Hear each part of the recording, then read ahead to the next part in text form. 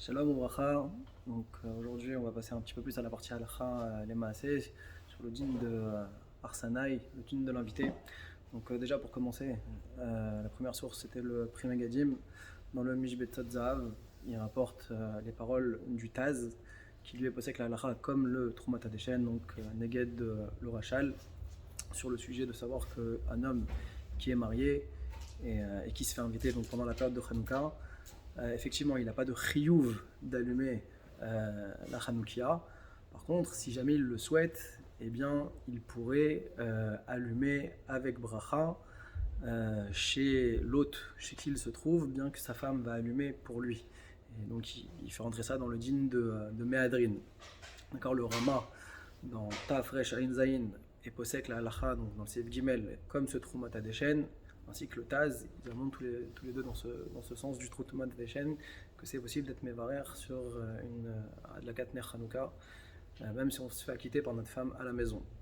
Contrairement à cela, lui, le Bet Yosef, il est a priori cholek sur le djinn du Trumat Hadeshen, et il ne le rapporte pas dans l'Alcha, et il dit même dans le Bet Yosef que c'est interdit, c'est assourd d'être mévarer sur une Adlaka pareille.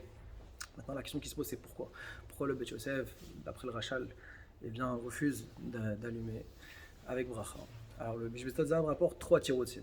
Première réponse, c'est de dire qu'il pense comme Tosfot, que le dîn de Mehadrin, Mina Mehadrin, on est obligé d'avoir qu'une seule Hanoukia par maison, tout simplement pour qu'on puisse reconnaître le jour dans lequel on se trouve au niveau du miracle. Donc, un seul allumage par maison. Ça, c'est une première réponse. Deuxième réponse, c'est qu'un homme et la femme, ils sont indissociables. Même au niveau moussarique, c'est intéressant. Ishtok et Goufo, on ne peut pas les dissocier ensemble. Donc, quand la femme elle allume, c'est comme si le mari lui-même avait allumé. Troisième réponse, c'est que la notion de Hidour, de Mehadrin, ça ne peut être fait que quand on se trouve chez soi à la maison. Mais quand on se trouve chez quelqu'un d'autre, chez un autre, et bien dans ce cas-là, c'est pas possible. Quelque part, on reviendrait au problème qu'on viendrait annuler, on viendrait abîmer l'allumage du Baal Habayit. Donc ça, c'est les trois réponses qui sont données par le Mishbetzot Zahav. La source suivante qu'on a vue, c'était le Sefer Ratz Katsevi, où il rapporte la Kushia du Pri Megadim. C'était de savoir quelqu'un qui aurait déjà accepté sur lui Shabbat et qui aurait oublié d'allumer les Nerot Hanouka. Comment est-ce qu'il pourrait s'acquitter de cet allumage de Nerot Hanouka, sachant que s'il le demande à un Ben Israël qui lui n'est pas encore dans Shabbat, il reste le problème de Shlucho chez la dame Kemoto, notre Shaliach à nous, c'est comme si c'était nous-mêmes.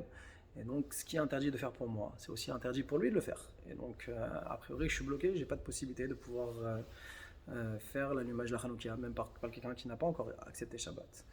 Et donc, sur ça, le Sefer Hatz Katsevi dit, a priori, c'est pas une Sheila. Pourquoi ? Parce que nous qui avons vu, en tout cas d'après la Shita du Shulchan Aruch, que l'allumage de la Nerot Hanouka, c'est Chovat Bait. Et quand il y a Chovat Bayit, tout le Yesod, tout le principe, c'est justement que l'allumage il est lié à la maison et pas à la personne. Alors quand est-ce qu'on peut dire Shadir Shadam Kimoto? Si c'est Chovat Gavra, si c'est la Chovat qui incombe sur une personne, donc il dit il n'y a aucun problème dans un cas pareil. Il rapporte une deuxième question, le Sefer Hatz Katsevi.